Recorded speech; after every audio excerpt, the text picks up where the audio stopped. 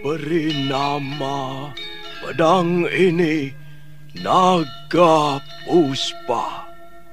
Selamatkan dia. Jangan sampai jatuh ke tangan pendekar berwatak jahat.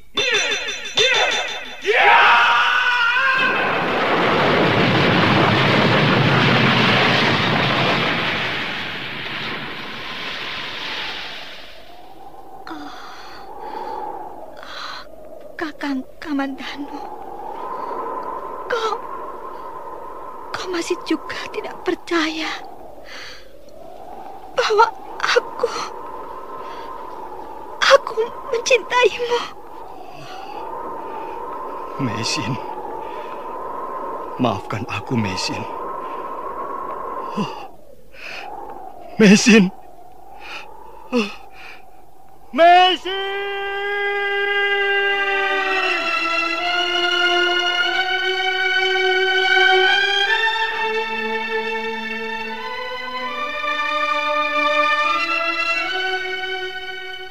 Tutur Tinula.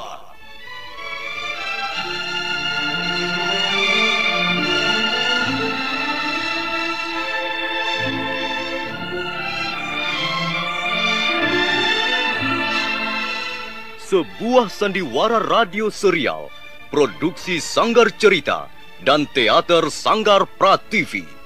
Sebuah kisah dengan latar belakang sejarah runtuhnya Singasari dan berdirinya Kerajaan Majapahit.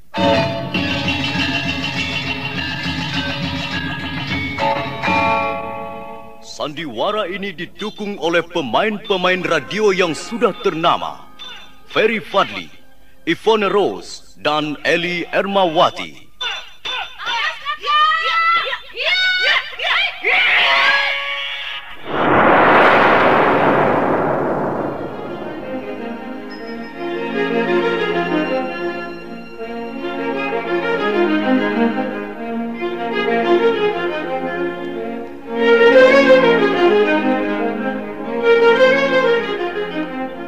Cerita ini ditulis dan diolah oleh S. Tijab, hiasan musik dan sutradara C. Ispriyonoka. Kali ini mengetengahkan episode ke-9 dengan judul Badai Mengamuk di Atas Kediri.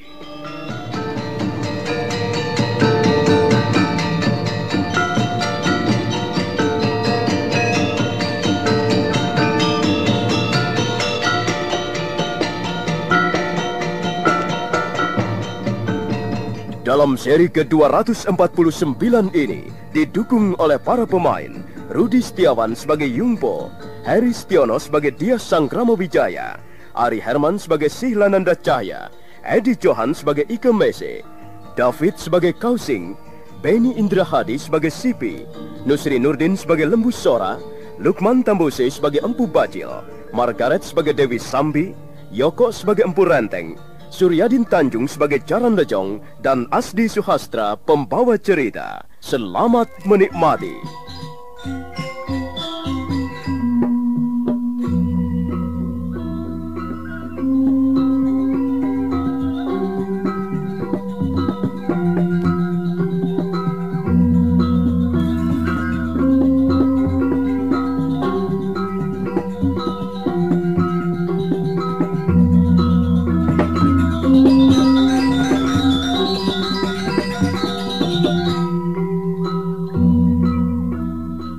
Sangkramawijaya baru saja menerima perwira Yungpo, utusan dari Panglima Bala Tentara Tartar, Ike Mese.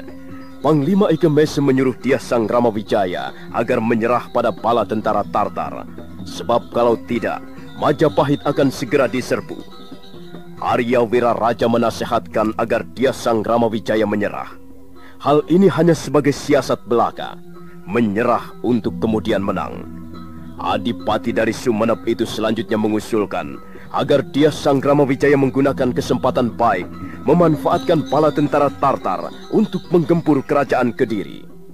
Usul itu segera bisa diterima oleh Dias Sangkramawijaya berikut para pembantunya.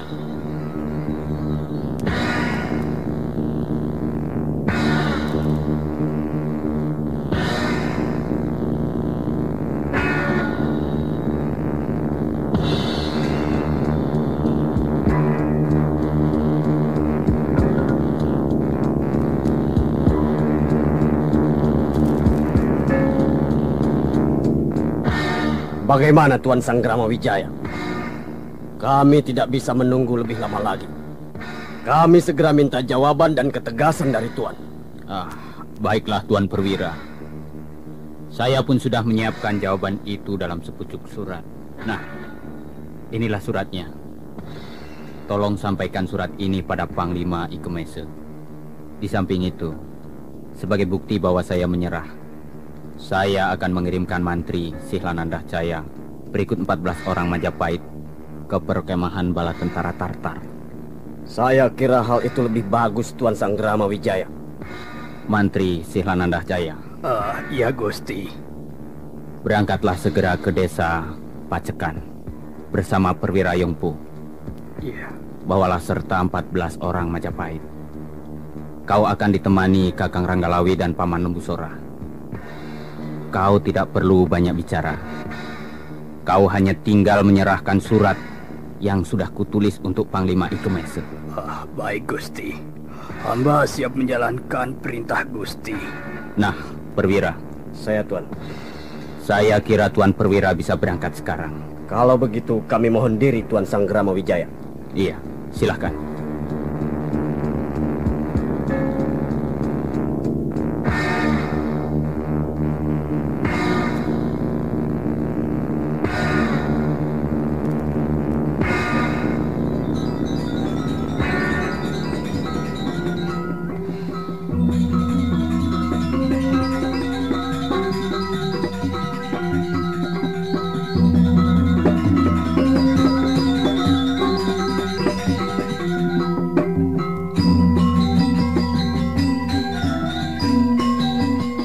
Hari itu juga, Perwira Yungpo berikut prajurit Tartar yang menyertainya segera meninggalkan pedukuhan Majapahit. Sementara itu, Mantri Sihlananda Jaya, Ranggalawe dan Lembusora beserta 14 orang Majapahit mengiring di belakang mereka. Mereka terus berkuda melewati jalanan di tepian hutan tarik. Selanjutnya mereka berkuda menyusuri tepian sungai Brantas menuju ke arah muaranya.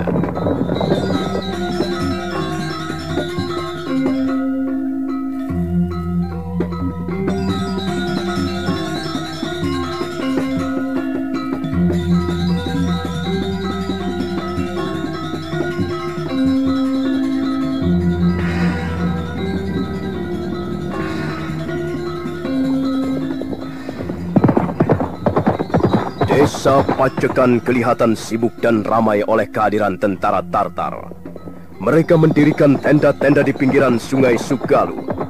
Perahu-perahu jung yang mereka bawa dari negeri Mongolia ditambatkan di bawah pohon-pohon yang tumbuh di sepanjang sungai. Malam itu, Perwira Yungpo sudah tiba di perkemahan bala tentara Tartar. Dia segera menghadap Panglima Ike Mese di dalam tendanya. Bagaimana Perwira Yungpo? Bagaimana hasil kunjunganmu ke desa Majapahit? Kami sudah menemui Tuan Sanggrama Wijaya, Panglima. Lalu, apa katanya? Beliau tidak mengatakan apa-apa, kecuali menulis pucuk surat untuk Panglima. Mana suratnya? Ini Tuan Panglima. Di samping itu, Tuan Sanggrama Wijaya mengirim beberapa orang ke perkemahan kita. Mereka sekarang menunggu di luar. Biarlah ku baca dulu surat ini. Kau tunggu di luar. Baik, Panglima. Perwira Yungpo segera melangkah keluar tenda. Sementara itu Panglima Sifpi membaca isi surat yang ditulis Dia Sanggrama Wijaya untuknya sebagai balasan atas surat yang telah dikirimkan beberapa hari yang lalu. Tuan Panglima, saya adalah Sanggrama Wijaya. Saya sudah membaca surat Tuan Panglima dan saya sudah mengetahui apa isinya. Tapi sebelumnya saya mohon Tuan Panglima sudi mendengarkan penjelasan saya mengenai keadaan saya sekarang ini. Sekarang ini saya menjadi kepala pedukuhan Majapahit. Soal pedukuhan Majapahit barangkali Tuan dapat meminta keterangan kepada Perwira Yungpo yang Tuan utus mengirim surat beberapa hari yang lalu. Sebagai salah seorang kerabat kerajaan Singasari, saya memang ikut bertanggung jawab atas apa yang telah dilakukan Ayahanda Prabu Kertanegara. Tapi, harap Tuan Panglima ketahui, Ayahanda Prabu Kertanegara telah wafat. Singasari telah runtuh karena serangan tentara gelang-gelang di bawah pimpinan Prabu Jayakatwang. Prabu Jayakatwang sekarang bertahta di Istana Kediri. Sekarang ini saya sedang dalam perselisihan dengan Raja Kediri tersebut. Karena itu, Tuan Panglima, saya sama sekali tidak keberatan untuk menyerah pada bala tentara Tartar. Tapi saya mohon, Tuan Panglima sudi membantu kesulitan saya. Sebenarnya ini adalah persoalan pribadi kerabat kerajaan. Tapi saya tidak mempunyai jalan keluar yang lain, kecuali meminta bantuan kepada Tuan Panglima Ike Mese. Sekian surat dari saya. Tertanda Dyah Sangramawijaya, Kepala Pedukuhan Majapahit.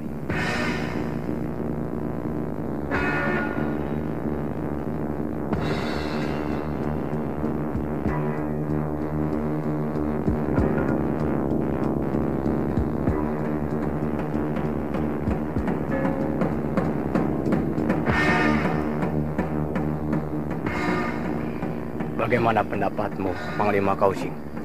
Menurut pendapat saya, kita tidak perlu keberatan membantu Dyah Sangramawijaya itu.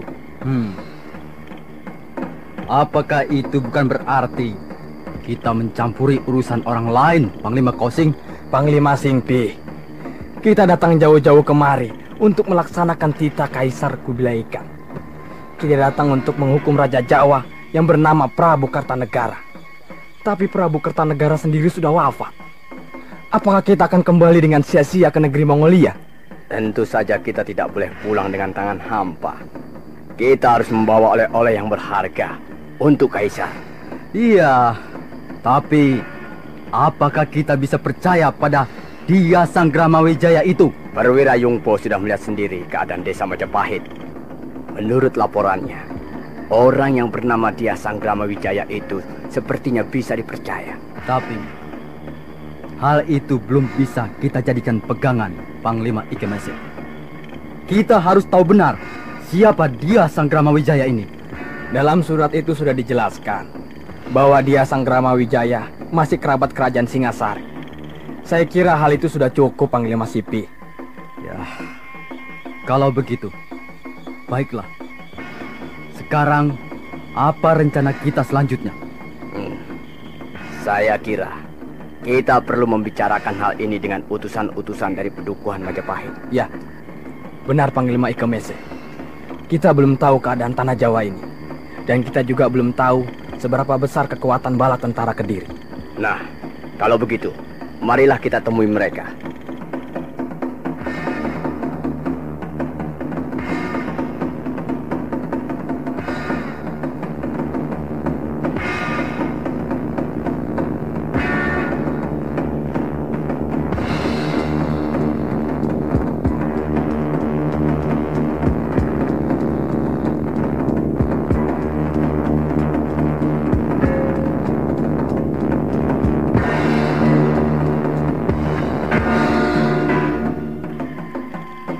Apakah Tuan yang bernama Mantri Silananda Cahya?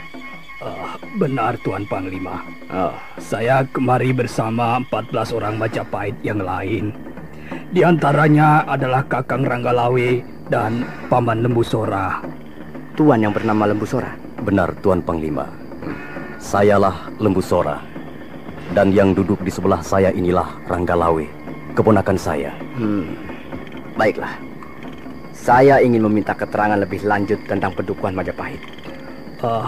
Apa yang ingin Tuan Panglima ketahui? Berapa besar jumlah prajurit Majapahit yang ada sekarang ini? Tidak begitu banyak jumlahnya Tuan Panglima. Kurang lebih hanya 1.200 orang. Saya ingin menambahkan Tuan. Iya. 1.200 orang itu tidak seluruhnya merupakan prajurit inti. Sebagian di antara mereka hanyalah terdiri dari rakyat biasa. Baik. Bagaimana pendapatmu, Panglima Kausing? Saya ingin tahu, kira-kira seberapa besar kekuatan bala tentara Kediri? Dapatkah tuan-tuan memberikan penjelasan? Jumlah mereka cukup besar, Tuan Panglima. Lebih dari 10.000 orang prajurit. Iya, Paling sedikit 10.000 orang prajurit. Tapi kekuatan mereka tidak dipusatkan seluruhnya di kota Kediri, Tuan. Sebagian besar di antara mereka ditempatkan di daerah-daerah lain. Apakah Istana Kediri mempunyai benteng? Istana Kediri dikelilingi benteng yang cukup tinggi dan kokoh, Tuan Panglima. Benteng itu letaknya persis di tepian Sungai Berantas. Kalau begitu, kita bisa menyerang benteng Kediri dari arah sungai. Kita bisa menggunakan perahu-perahu untuk menuju ke tempat itu. Hal itu bisa kita lakukan, Tuan. Asal semuanya kita rencanakan dengan matang. Saya kira benteng kota Kediri itu bisa kita terobos. Baiklah. Saya kira kita sudah dapat membuat kata sepakat.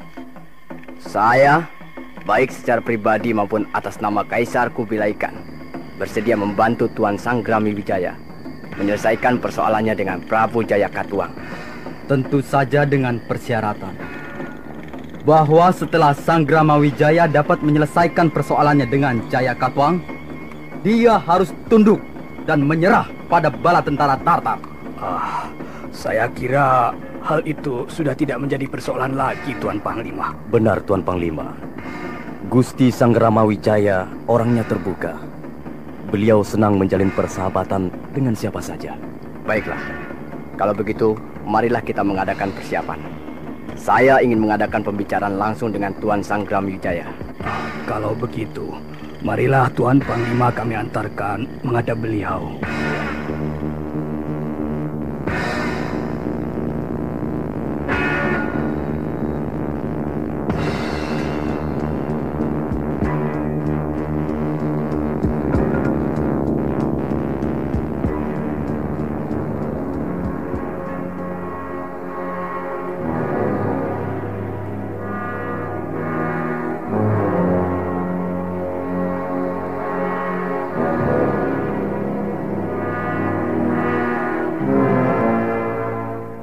Hari itu juga, Panglima Ike Mese mempersiapkan diri untuk pergi ke Pedukuhan Majapahit.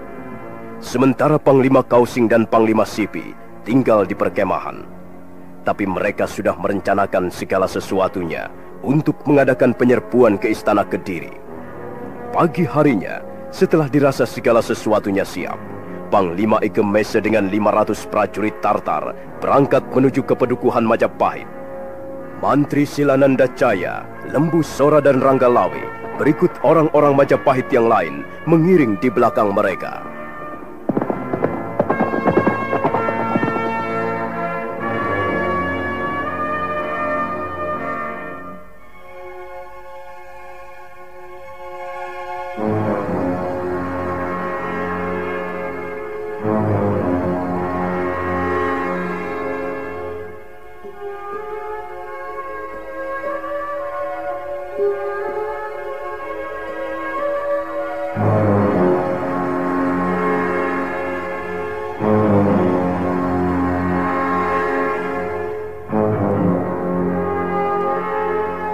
Kita tinggalkan sejenak perjalanan Panglima Ike Mese menuju Pedukuhan Majapahit.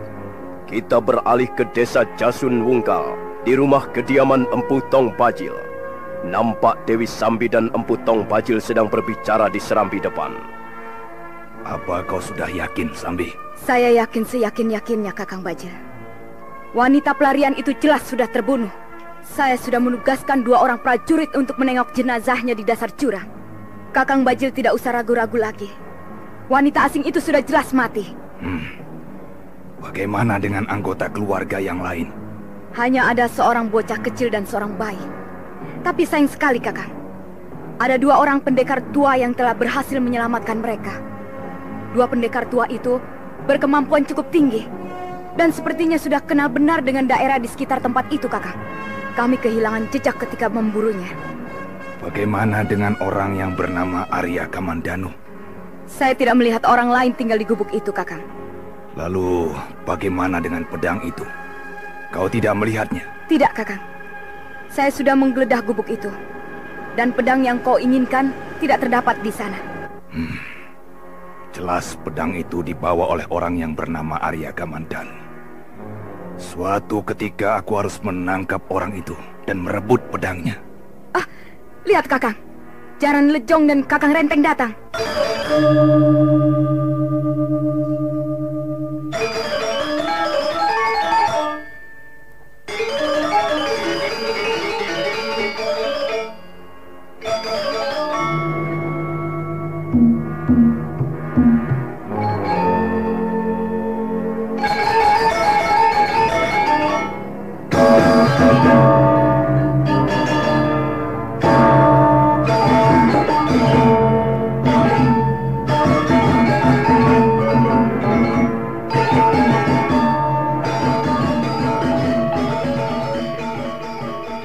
Ada apa, Kakang Renteng? Nah, Jaran Lejong, coba berilah laporan yang lengkap dan jelas. Kau mengatakan bahwa kau telah melihat pasukan asing di sekitar hutan tarik. Benar, Tuan Bajil. Pasukan asing itu berkampung di desa Pacekan. Beberapa orang telik sandi telah melihat mereka berkuda menuju padukuhan Majapahit. Sudah berapa lama mereka berkampung di Pacekan? Sudah hampir 10 hari, Tuan Bajil. Berapa banyak jumlah mereka? Sekitar 2.000 orang, Tuanku Dewi. Mereka bersenjata lengkap. Ada pasukan tombak, pasukan pemanah, pasukan pedang, dan bahkan mereka membawa pasukan berkuda. Apakah laporan ini sudah kalian teruskan ke kota Kediri? Belum, Tuanku Bajil. Kami masih menunggu keputusan Tuan Bajil. Baik. Yang berbahaya adalah bahwa mereka mengadakan perjalanan ke pedukuhan Majapahit. Tentu ada udang di balik batu. Pasti ada apa-apanya. Aku curiga Majapahit menjalin hubungan dengan tentara asing itu. Saya kira hal ini harus segera dilaporkan pada Gusti Ardaraja, Kakang Bajil. Benar, Adi Renteng. Kalau begitu buatlah persiapan. Sekarang juga kita berangkat ke kota Kediri.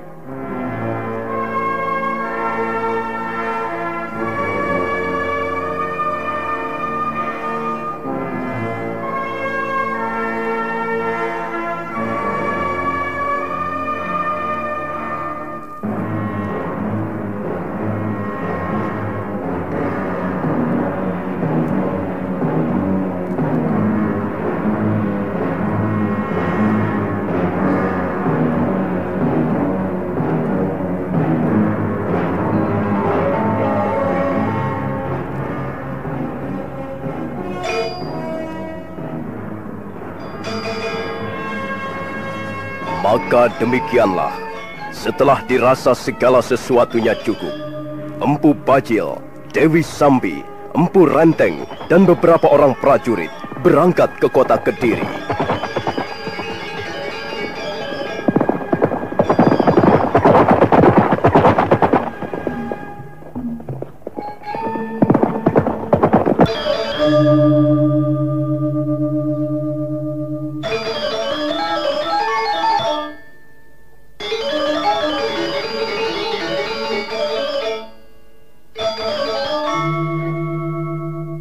Empu Bajil baru saja menerima laporan dari Jaran Lejong tentang adanya pasukan asing yang bermukim di desa Pacekan. Hal yang sangat dikhawatirkan ialah pasukan asing tersebut dicurigai menjalin hubungan dengan pedukuhan Majapahit. Karena itu, Empu Bajil segera bermaksud melaporkannya pada Ardaraja. Maka diadakanlah persiapan. Setelah segala sesuatunya dirasa cukup, Empu Bajil beserta rombongannya segera berangkat ke kota Kediri. Mereka berkuda menyusuri kaki Gunung Anjasmara, kemudian menyusuri tepian anak Sungai Brantas. Menjelang lepas tengah hari, mereka pun memasuki pintu gerbang kerajaan Kediri.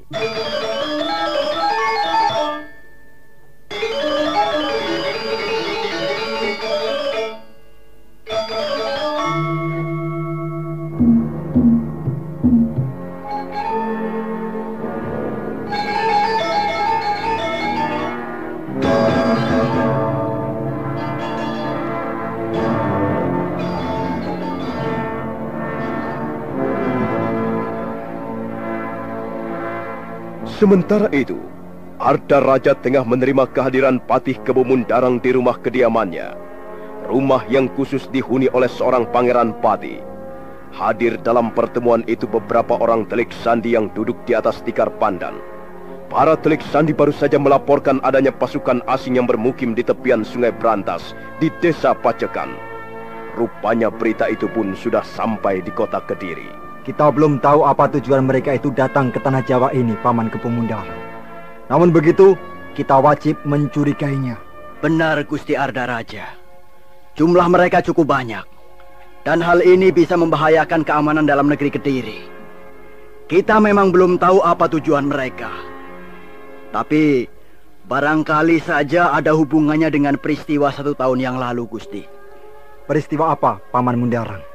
Peristiwa yang menyangkut utusan tentara asing yang dikirim ke Singasari. Oh, iya. Aku ingat, Paman. Mungkin benar dugaanmu.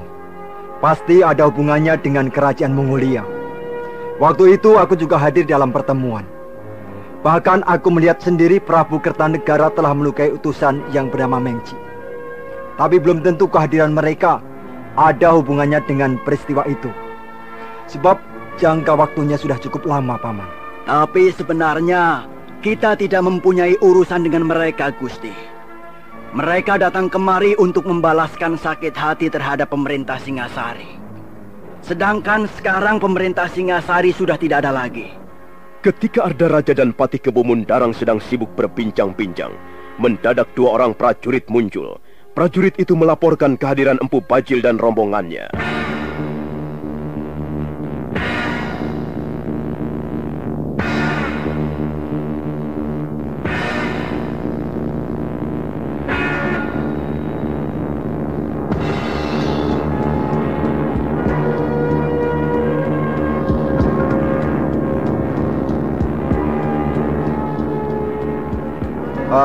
Ada apa, Kakang Bajil?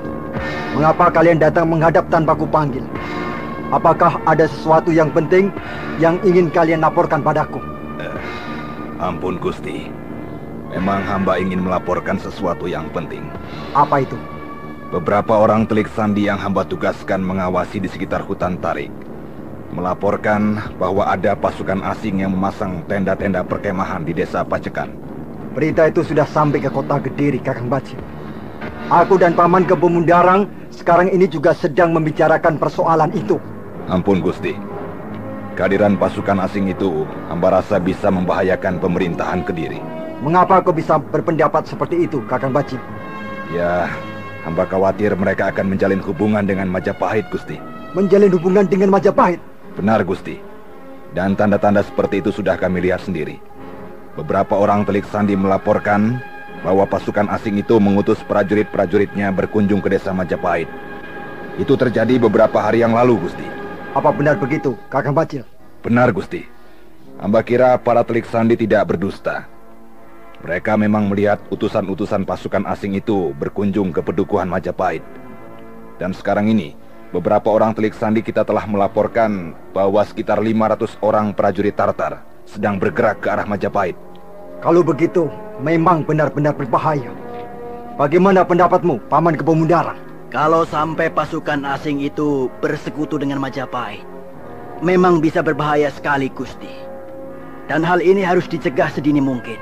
Saya kira Ayahanda Prabu Jayakatwang harus segera diberitahu. Benar, Gusti. Gusti Prabu harus segera mendengar berita ini. Selanjutnya terserah bagaimana keputusan beliau untuk bertindak. Kalau Ayahanda Prabu merasa ragu-ragu untuk bertindak, akulah yang akan bertindak, Paman. Nah, terima kasih, Kakang Bajil.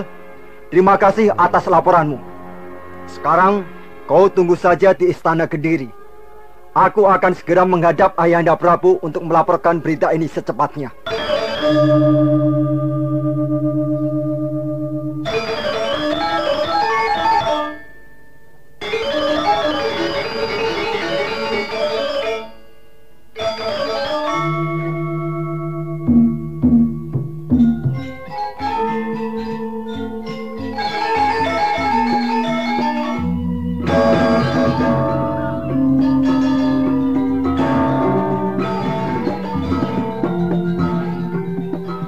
Pasukan asing. Benar, Ayahanda Prabu. Mereka tidak boleh berbuat seenaknya di negeri orang. Mereka harus memberikan laporan sebelum mendarat di tanah Jawa. Arda Raja, di mana sekarang mereka berkampung? Di desa Pacekan, Ayahanda Prabu. Di sepanjang Sungai Sugaloh. Oh iya. Berapa jumlah mereka? Tidak kurang dari 2000 orang, Ayahanda Prabu. Nampaknya mereka adalah prajurit-prajurit yang cukup terlatih. Ada laskar pemanah, laskar pedang, laskar tombak, maupun laskar berkuda. Kurang ajar. Apa mereka ingin bertarung melawan prajurit-prajurit Kediri? Ayahanda Prabu, kalau hanya soal tentara asing itu, saya kira kita tidak perlu cemas. Yang perlu kita perhatikan adalah hubungan antara tentara asing itu dengan Majapahit. Apa? Apa katamu, Ardaraja? Pasukan asing itu menjalin hubungan dengan Majapahit? Benar, Ayahanda Prabu. Demikianlah laporan yang diberikan para telik sandi kita. Kurang ajar. Sang Ramawijaya nampaknya tidak bisa diberi hati. Kalau memang benar-benar dia menjalin hubungan dengan tentara asing, itu sama halnya mencoret dan mencoreng mukaku. Tidak kusangka. Rupanya aku telah menolong anjing yang terjepit. Kalau memang Sang Ramawijaya bermaksud bergabung dengan pasukan asing untuk menggempur Kediri, Majapahit yang harus bertanggung jawab dalam hal ini. Majapahit akan kubumi hanguskan. Dan anjing terjepit itu akan kubinasakan. Sekarang sebaiknya kita memikirkan apa yang harus kita lakukan, Ayahanda Prabu. Jangan sampai kita memberi kesempatan lebih leluasa kepada pasukan asing itu untuk bergerak. Benar, Ardaraja. Pasukan asing itu harus diberikan pelajaran yang berharga. Mereka tidak boleh menginjak tanah Jawa ini. Mereka harus segera diusir dari pesisir timur pantai Tuban. Dan kalau benar-benar terbukti Majapahit berkomplot dengan tentara asing itu, cepat berikan laporan padaku, Ardaraja. Aku ingin tahu apa jawaban Sang Ramawijaya. Baik, Ayahanda Prabu. Sekarang siapkan 1000 prajurit lengkap dan berangkatkan mereka ke desa Pasekan. Usir tentara asing itu dari bumi Kediri. Kalau mereka melawan, bunuh saja semuanya dan campakkan mayat mereka ke Kali Berantas. Baik, Ayahanda Prabu. Hamba akan segera menjalankan perintah.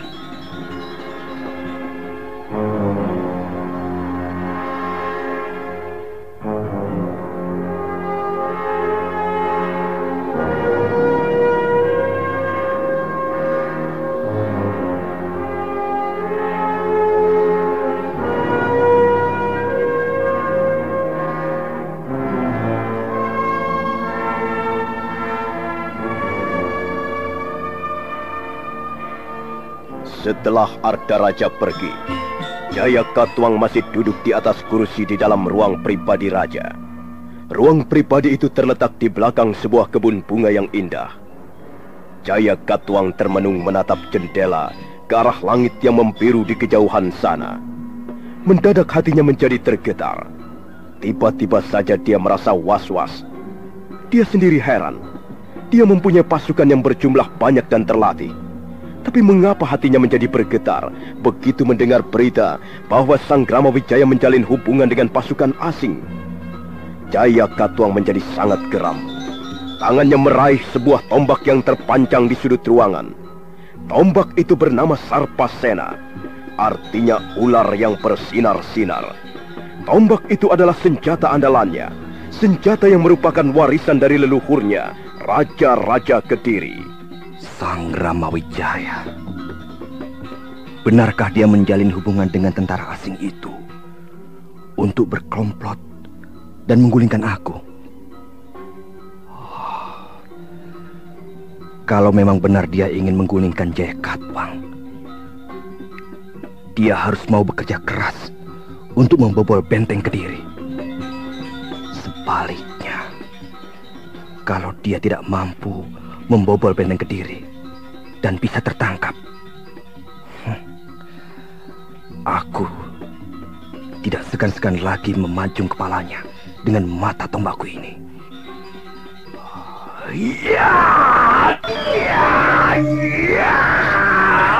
Ada apa, Kanda Prabu?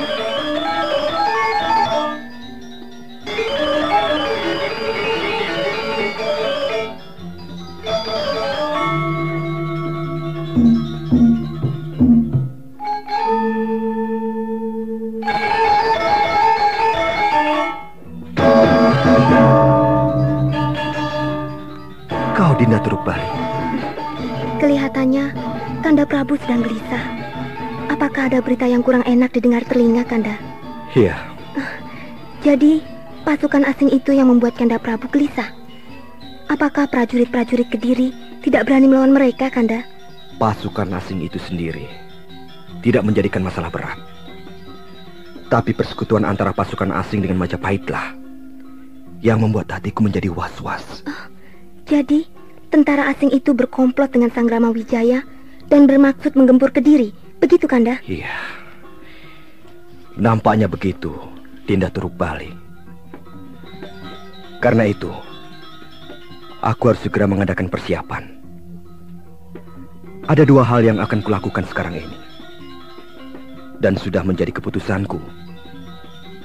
Pertama adalah mengusir tentara asing itu dari bumi Kediri. Dan kedua adalah menghukum Sang Ramawijaya dan melenyapkan desa Majapahit dari muka bumi. Apakah tindakan Kanda Prabu tidak terlalu terburu-buru? Tidak. Aku sudah mencium adanya bahaya besar yang mengancam istana Kediri.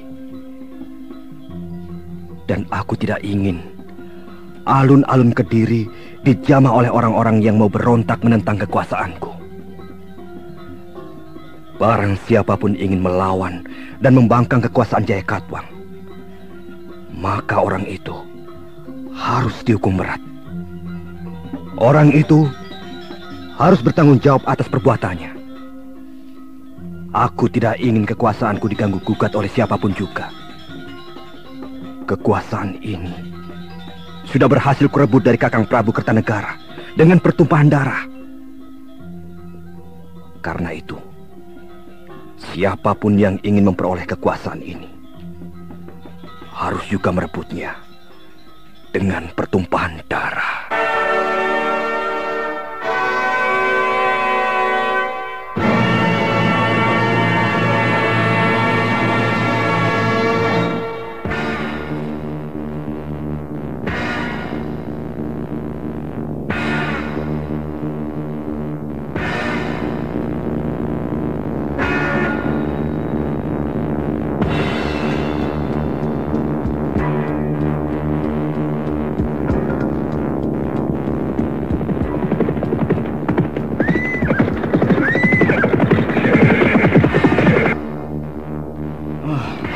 Mengapa kita berhenti di sini, Tuanku Mantri?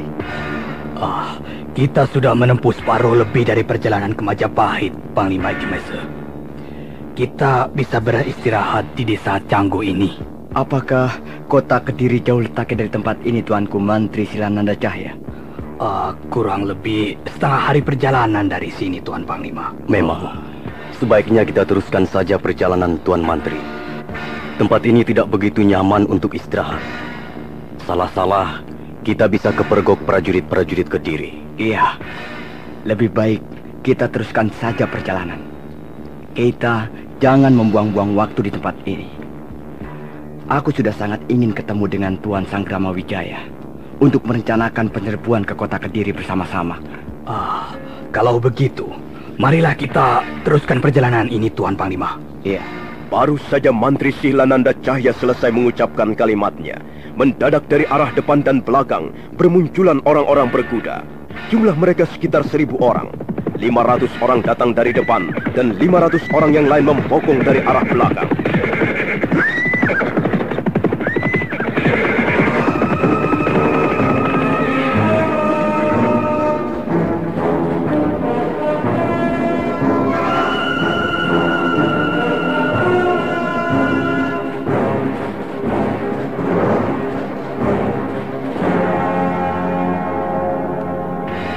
Nah, kebetulan sekali.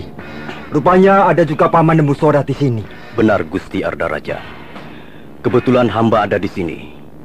Apakah Gusti ingin menyampaikan sesuatu? Paman Mundarang, tolong katakan pada mereka apa yang kita inginkan. Baik, Gusti Ardaraja.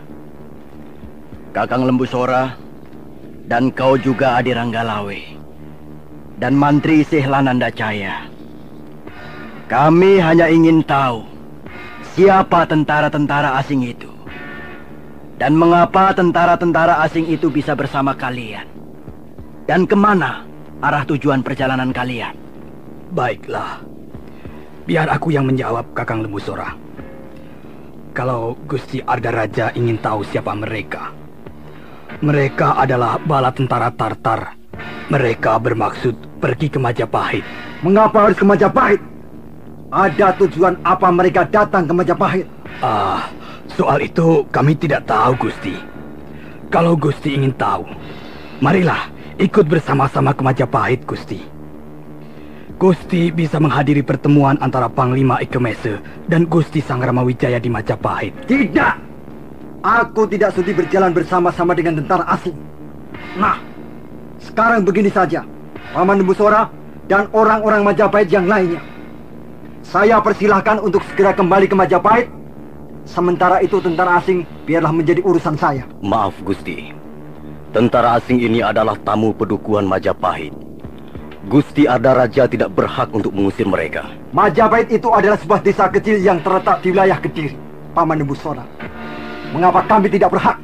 Memang benar Gusti, Majapahit termasuk wilayah Kediri. Tapi apakah selama ini Majapahit telah melakukan kesalahan terhadap pemerintah Kediri? Sudahlah, sudah. Jangan banyak mulut. Ayo cepat kembali ke Majapahit. Biarlah orang asing itu menjadi bagianku. Kalau mereka tidak mau segera pergi dari tanah Jawa ini, mayat mereka akan kami campakkan di Kali Berantas. Kalau begitu, kami pun tidak bisa tinggal diam, Gusti. Kalau kalian ingin ikut campur, kalian pun akan mendapat bagian yang sama dengan orang-orang asing itu. Ayo cepat, sergap mereka, kubur mereka.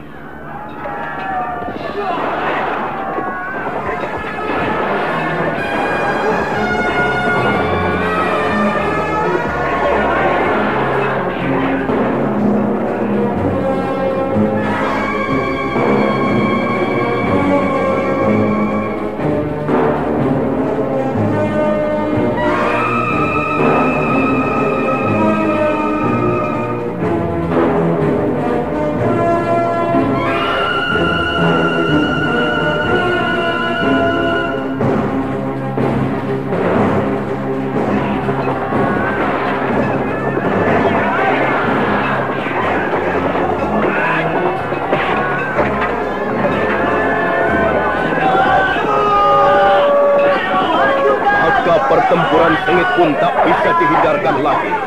Prajurit-prajurit Kediri segera menyerang bala tentara Tartar yang kurang lebih berjumlah 500 orang.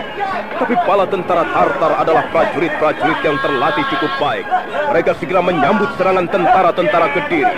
Sementara itu, Lembu Sora, Mantri Silananda Jaya, Angga Lawe, dan Panglima Ikemese sendiri ikut bertarung dengan gigih dan gagah berani.